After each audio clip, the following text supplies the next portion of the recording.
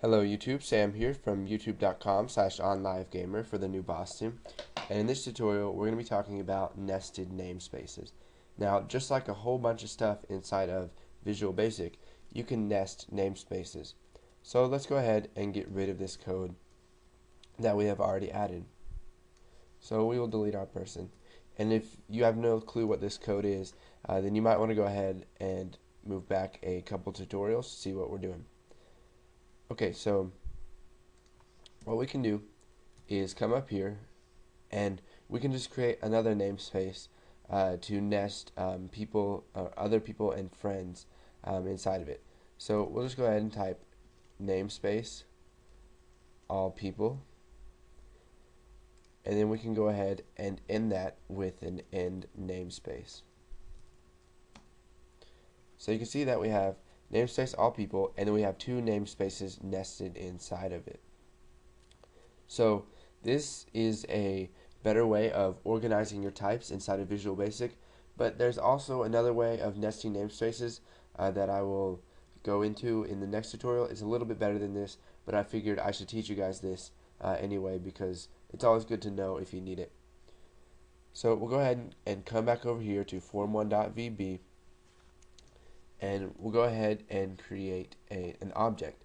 So we'll type private friend, or here, my friend, or here, let's do my new friend as new, and you can see here that we're going to have to specify the namespace all people.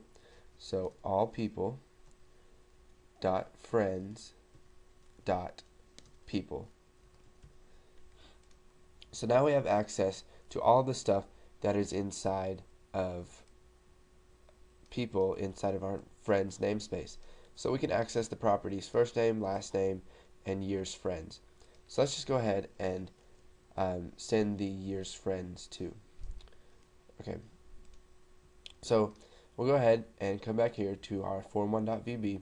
If you didn't know what I just did there, all I added was the integer years friends to the toString, to the override toString function.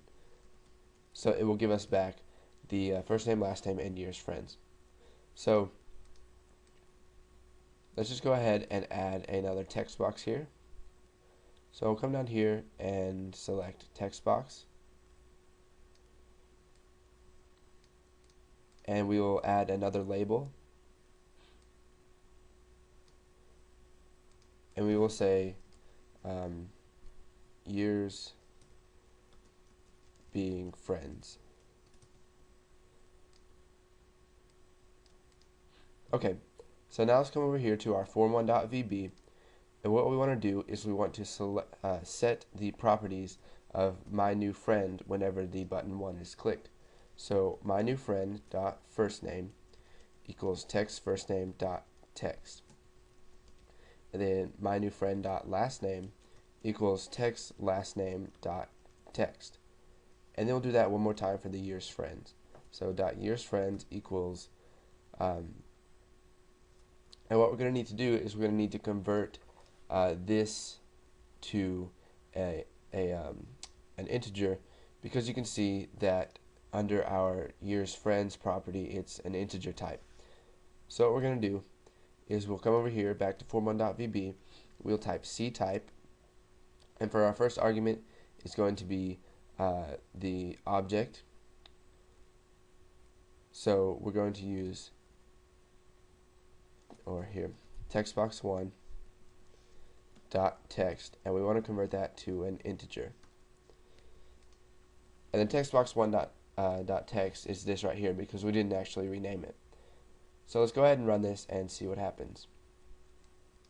So we can add the first name, Jim Harris, and years being friends as, let's say we've known each other for 23 years. Click show person, and we forgot to show the person. So let's come back here and we will type message box my new friend dot toString, and we'll go ahead and run this, and once again we'll type Jim Harris and 23 years being friends, and when we show the person, we get Jim Harris 23. So go ahead and practice nesting namespaces.